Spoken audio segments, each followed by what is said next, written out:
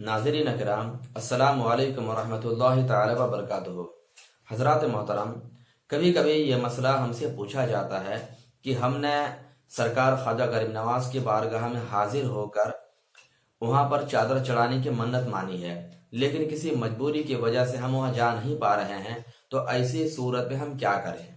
دیکھیے، میں آپ کو بتاؤں کہ اس طرح کی جو منتیں مانی جاتی ہے، منت کی ایکچوئل میں دو قسم ہوتی ہے۔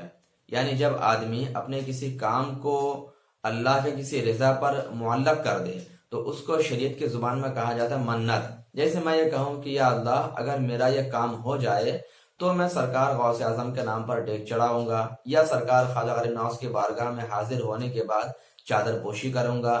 اس طرح کے کاموں کو کہا جاتا ہے منت۔ اب یہ دیکھیں کہ منت ایکچوئل میں ہے کیا۔ شریعت کے اعتبار سے منت کی دو قسمیں ہوتی ہے، ایک کو منت شرعی بولتے ہیں، ایک کو منت عرفی بولتے ہیں۔ دو طرح کی منتیں ہیں، ہمیں یہ مسئلہ بہت دھیان سے سمجھنا ہے، اس پر عمل بھی کرنا ہے، کیونکہ میں نے دیکھا ہے کہ دیہات ایریوں میں خاص کر کے لوگ ایسی چیزوں کی منت مانتے ہیں جو بالکل غیر شرعی ہوا کرتی ہے۔ تو ایک ہے منت شرعی، ایک ہے منت عرفی۔ منت شرعی کا مطلب یہ ہوتا ہے کہ جو عبادت کے قبیل سے ہو، یعنی ایسی چیزوں کی منت مانی جائے جو نماز ہو یا روزہ ہو، اس طرح کی چیزوں کی منت۔ جیسے آپ نے یہ کہہ لیا کہ یا اللہ، اگر مجھے اس بیماری سے شفا مل گئی، یا میرا یہ بچہ بیماری سے شفا پا گیا، یا ہمارے یہاں بچے کی ولادت آرام سے ہو گئی، تو ایسی چیزوں کی صورت میں اگر یہ کام ہو جائے تو میں تیری رضا کے لیے 10 نفل روزے رکھوں گی، یہ کہا کسی خاتون نے۔ یا پھر یہ کہا کہ اگر میرا یہ کام ہو جائے تو میں تیری رضا کے لیے 10 رکعت نفل نماز پڑھوں گا یا پڑھوں گی، اس طرح کسی نے کہا۔ تو نماز کی منت ہے، روزے کی منت ہے، ان کو کہا جاتا منت شرعی، اور یہی اصل ہے، آدمی کو یہی کرنا بھی چاہیے۔ اور جو دوسری قسم کی منت ہے، جیسے مزار پہ چادر چڑھانا ہو گیا یا ڈیک چڑھوانا ہو گیا، ان کو کہا جاتا ہے منت عرفی۔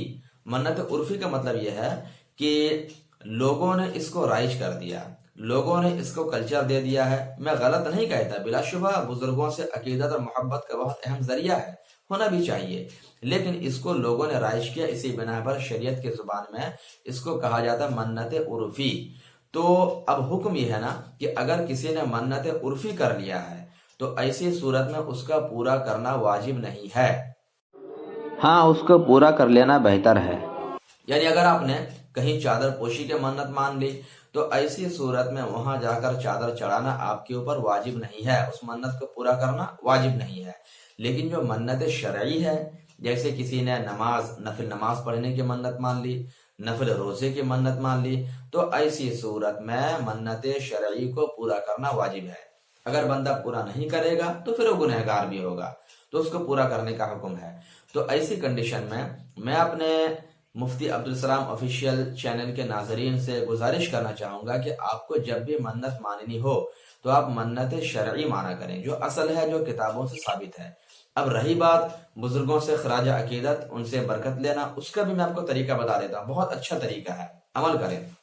آپ اس طرح کر سکتے ہیں کہ جیسے آپ نے 10 رکعت نفل نماز پڑھنے کی منت مانی یا 10 نفل روزے رکھنے کی منت مانی، مثال کے طور پر، تو اب آپ یہ کر سکتے ہیں کہ نفل روزوں پر جو ثواب ملا یا نفل نمازوں پر جو ثواب ملا، ان ثوابوں کو آپ کو جس بزرگ سے عقیدت اور محبت ہے، آپ ان کے نام پر ایصال کر دیجئے، معاملہ ختم۔ یعنی آپ یہ کہیے کہ یا اللہ، میں نے 10 رکعت نفل نماز پڑھی یا 10 نفل روزے رکھے، اس پر جو کچھ تو نے مجھے ثواب عطا کیا، میں ان نیکیوں کو سرکار غوث اعظم کی بارگاہ میں یا سرکار خواجہ غریب نواز کی بارگاہ میں پیش کرتا ہوں، اسے قبول فرما لے۔ آپ یہ بھی کر سکتے ہیں۔ تو اس سے کیا ہوگا کہ منت شرعی کی ادائیگی بھی ہو جائے گی، اور ساتھ ہی ساتھ جس بزرگ سے آپ کو عقیدت اور محبت ہے، ان کی بارگاہ میں خراج عقیدت بھی پیش ہو جائے گا۔ تو یہ اس کا طریقہ ہے۔ آپ منت عرفی کے بجائے منت شرعی مانیں، اسی میں زیادہ عافیت ہے۔ یہ کتابوں کے حوالے سے میں آپ کو بتا رہا ہوں، تو یہ آپ کے لیے میں نے کچھ ریکمنڈ کر دیا۔ امید کرتا ہوں کہ آپ اس پر عمل کرنے کی کوشش بھی کریں گے۔ اللہ رب العزت ہم سبوں کو صحیح باتوں پر عمل کرنے کی توفیق عطا فرمائے۔ السلام علیکم ورحمۃ اللہ۔